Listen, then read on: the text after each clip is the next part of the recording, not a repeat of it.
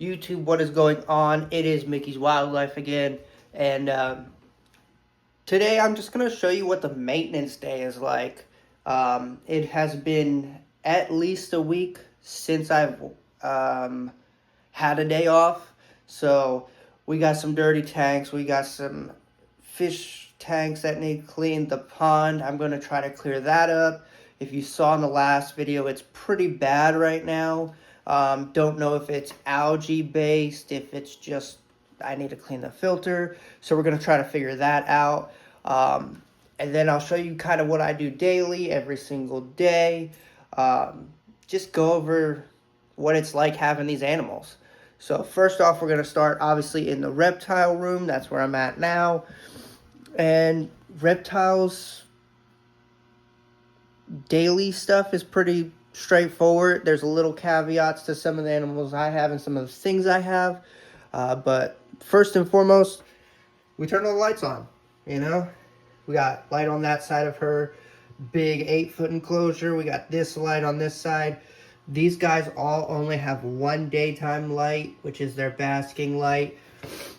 This light over here just keeps this side of the enclosure a little bit warmer. Obviously, there is a temperature gradient. This is a 75 watt bulb. Keeps that side about 75 degrees usually. This side has a basking bulb and a couple of ceramic heaters. So this side is usually around 95, 90. Her basking spot is about 95. So yeah, that's what we do in this tank. We always make sure the lights are on first thing in the morning. Obviously at night we turn the daytime lights off, keep the ceramic heaters on, keep the enclosure warm. For Draco right here, sorry I'm sniffling, I'm a little sick right now. For Draco here, his tank is a mess. I have to clean it. I gotta go get some sand. That's gonna be a project. First and foremost, we got the big UVB bulb. It stretches pretty much the entire enclosure. That turns on during the day. He has, again, he has two daytime bulbs. I lied. Turn this daytime bulb on, which is this bulb right here. And then we turn this daytime bulb on, which is right over his big hide right there, where he can go up and bask and get really warm. These temperatures aren't super accurate, but if you see back here, it says it's about 90 degrees ambient temperature in there. This one says 87, but the probe's probably buried under the ground somewhere. So it's about 90 degree air temp on the hot side. That basking spot I know is about 110, 115. That is perfect for bearded dragons. It took me a while to figure out all the lighting set up for that tank, but I got it good, and we don't have any issues with heat in this tank, that's for sure. But then, obviously, we have Loki. He always knocks this tree down, but he's got one daytime bulb, one nighttime bulb. Nighttime bulb stays on 24/7. Daytime bulb turns on during the day, and it's over top of his big hide, which is great for basking. Usually never basts, but it's there just in case he needs it. He's in his favorite hide right now. But we'll go with the frogs next. Obviously, they just get one bulb, no nighttime bulb. They are pretty resilient creatures. Not really, actually. But they don't need a ton of heat like some of these, say, desert animals.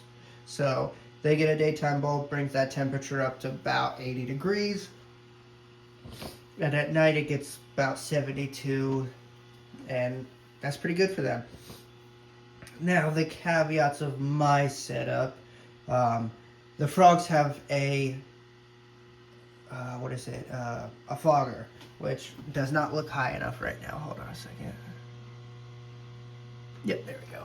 So fog gets pumped in. That pretty much runs 24/7. I do turn it off at night right before I go to bed, turn it right back on in the morning. Usually without the light on, the humidity stays higher, so it doesn't need it at night.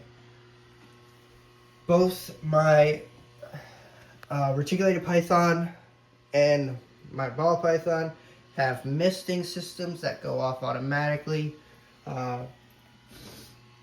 Loki has 2 nozzles. One is up there, one is right here. He always messes them up, so I do have to fix these because they are not supposed to be pointed directly at the glass. But his goes off every 3 hours for 30 seconds. It's got an external water jug. I got those on Amazon for like 15 bucks and they work perfectly. So there's a little tip for you. And then Persephone's is over here, mounted to this little thing. It always falls off when it runs. She's got her jug down there. She has 4 nozzles, one right there, one right there, one right there, and one right there. Those keep the enclosures very nice and humid. Hers is a little bit different on the settings. Hers goes off every 2 hours for 45 seconds, just because there's more water, more lines, more nozzles, more area to get humidified. So every day I turn the lights on, check the water levels. If I have to, I'll top off the water levels and make sure everybody's doing okay. Persephone has been out a lot. She is doing great. You can see she's just checking me out, seeing what the hell I'm doing. Loki likes to hide. He's a ball python, that's what they do. And Draco will be out sometimes, but right now he's just hiding back in his little den back there. Now next is the fish tank, my daughter's fish tank, my grow out tank. I wake my daughter up, I turn her light on, and then I turn the fish light on. Then we get my daughter changed, get her ready for school, and that's pretty much it when it comes to the fish tank. I just make sure the lights are on and everything. Now this one is a little weird because I use the blue light at night for my daughter because she likes to stay up a little bit, watch the fish, talk to the fish. She loves fish, and I think that's awesome. But this is her fish tank, so the blue light stays on all night. I turn the white light on for a couple hours in the morning, and then it's usually off the rest of the day until she goes back to bed. So it's a little bit of a flip-flop of the actual sunlight outside, but it's still about 8 to 9 hours of light, and then the rest is dark, just so we don't get excessive algae growth or anything. And I mean, I don't ever really scrub this tank, and there's barely any algae on it, so it does really good that way. Plants are actually doing really well. Like this plant has tripled in size. That Anubis down there, it's doing okay. There's a couple dead leaves, but that leaf right there looks incredible. Like, that's an amazing looking leaf right there. And then let's see, that, I called it Anubis, that's a sword. That sword's doing okay. It is getting a little dead on some of the leaves. I do plan on rescaping this very, very soon.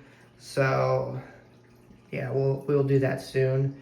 A little bit of new growth on that little guy right there and that little guy right there. So these plants are doing good. These fish are doing good. Just had a little bit of a scare of ick. I don't know if you can see on this Paku. It kind of still looks like he has ick, but I think that's just it's just how they look. They got those little speckles on the top of them. Won't really focus. Oh, you saw it a little bit if you saw the left Paku. Oh, right there. See those speckles right there? I thought maybe he had a little bit of ick, and I do think they had a little bit of ick on their fins. But I'm pretty sure I caught it quick enough that it's already done and cured. So their temperature was up, you know, super ick cure, all that. So their temperature is going to come back down soon, you know, water change, all that fun stuff. Which, actually, I'm going to show you here a little bit how I do the water change in this tank. Alright, so I got you guys set up. Hopefully you don't fall. I have a tripod. I just don't know where the little attachment is. But, so we have to do a water change on this tank because I just got finished with the ick treatment in here. Last step after like 4 days is to do a water change. So that's what we're going to do right now. Oh my god, this has a lot of water in it still. So I get my bucket. Normally it doesn't have water in it, but right now it has water in it. I'm gonna go dump this water out. And then we just do water change like everybody else does a water change. I got a little siphon here. Take out about 25% of the water, fill it back up. I'm gonna go dump this water out and be right back. All right, water's dumped out, empty bucket, good to go. So, obviously, we just take about 25% of the water out. Got my little siphon here. I just made a mess. Usually you're gonna make a mess when you do this stuff.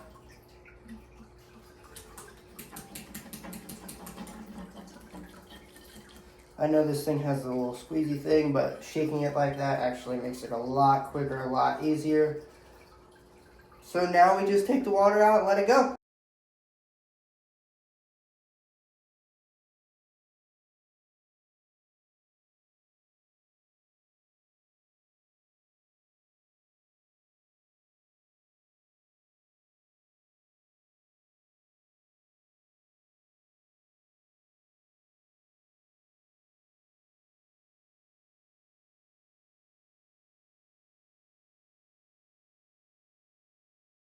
All right, so a little time lapse. You get to see the water go down. You get to see the fish swimming around. That's pretty cool. But we have one full bucket of nasty water.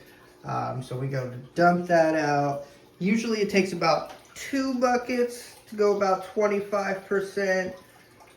Right now I say we're about 10% water out.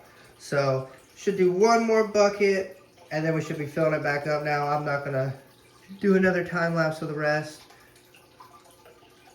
But when you guys come back, be probably 20 minutes for me, a second for you, we'll be after we dump the water out, we'll be filling it back up. All right, so as you can see, water has been changed. It is good. I lowered the temperature a little bit. Don't need to be 82 degrees anymore.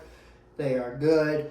So let's drop some food in here for these guys and let's move on to the pond now.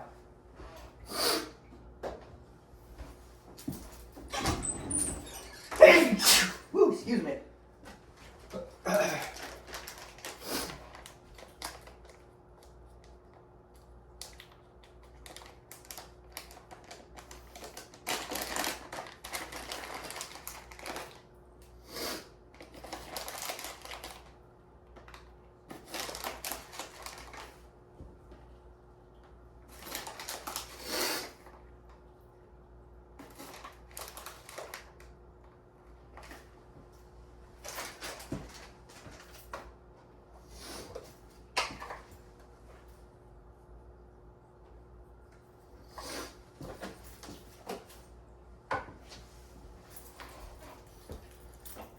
All right, they are fed. I'm gonna turn the light off because they're gonna get a lot more light tonight. And let's go move to the pond. All right, so here's the pond. Yes, the grass around it is crazy. I gotta fix that. But as you can see, it has a very bad greenish yellow tint to it. So I think what I'm gonna do is I'm gonna change the water a little bit. Dump some of this water out, fresh water, and then I'm gonna grab the filter out and clean that out. I think that's gonna help with this nasty water. So let's get to that. And basically water change on this pond is super easy. You just let the water out and then put more water in. So I'll come back to you guys when we're filling it back up. All right, and just like that, we took a ton of water out. So now I am lucky enough to have a well. So all I gotta do, throw that there, turn the water on, and let it go. I don't have to put any type of water conditioner or anything because I have well water that doesn't have any chlorine, fluoride, anything crazy like that. It may have a little bit of high, like metals in it. Metals, natural minerals. But yeah, we're going to fill this back up. Get in there, grab the filter, clean the filter out, and hopefully this water quality changes. But yeah, I can see the guard. Hold on. You see him right there? He's oh, don't focus on my finger. I lost him. He was like right there.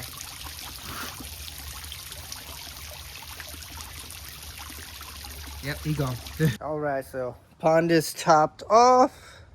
Pump is off. Net is off. I have to go get the pump. Now, this does make me a little nervous, you know, because I got a gar and other predatory fish in this pond. So they might come after me a little bit. So let's hope that doesn't happen. I got my Crocs on just so they don't bite my toes. And yeah, let's go get it. Ooh, it's a little chilly in there. I have to move the cord a little bit.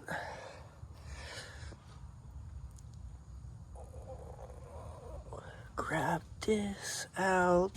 Oh, I just lost the tube.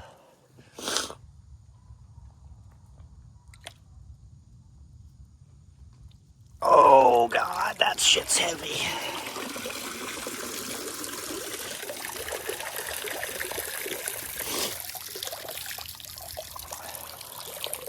It's heavy. All right.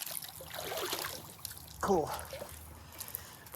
No one attacked me. We're good. Now, let's see how dirty this is. Already the top of this thing is not the cleanest.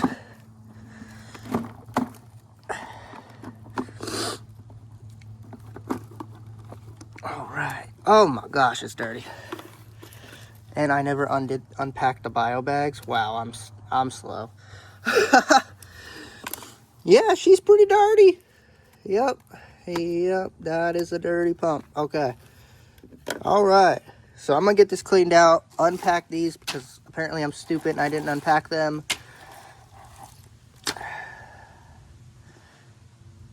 Yeah. Let's dump all this junk out. All right, clean this thing up, get it put back together, and we'll get it put back into the pond. All right, so there we go. Pump is clean. Got all that stuff out. Took the biomedia out of the bags because I'm stupid and I left it in the bags for some reason. So that should be helping with some of the biological filtration. Now, something I thought was in that filter that apparently is not is carbon media. So I thought there was some carbon in there, but apparently it's only biomedia and mechanical media. So next thing I'm gonna do, I do have some carbon media in my house. I just need a bag. So I'm gonna get a bag, put some carbon media in that bag, and then put it in that pump. Just so we got some extra filtration, because this pond does get a lot of sunlight, as you can see, which I believe is kind of part of this little growth problem we got going on. I am going to probably throw some goldfish in here. They will eventually get eaten by either the gar, who is shown right there, or the red tail, but hopefully they have some time to eat up some of this nastiness and clear this pond up really quickly. So now all I gotta do is put the netting back on, which is over there. I raised that up, so hopefully it keeps that netting off the water, and the pond should be done. All right, guys, so there it is. That is maintenance day. It doesn't look like a lot, but I mean, I started this at like 9 o'clock and it's noon. So it is a good bit. Not nearly as much as some people's, you know, maintenance days, but for what I have to do weekly, it's a good bit of stuff. So I think in the next video, we'll probably be going out and getting some stuff. Like I said, I want to get some goldfish for the pond to help get rid of that coloration. If it is algae growth, they'll eat that. And then I need some sand for Draco because he needs his enclosure refreshed. But yeah, we'll go get a couple things, and then we'll put those things in their respective places. So, but yeah, that'll do it for this video. Of course, if you like the video, hit the like button. If you want to see more, if you want to see the next video, subscribe. It's completely free. And then we'll see you in the next video. And hopefully we'll be doing more. All right, later.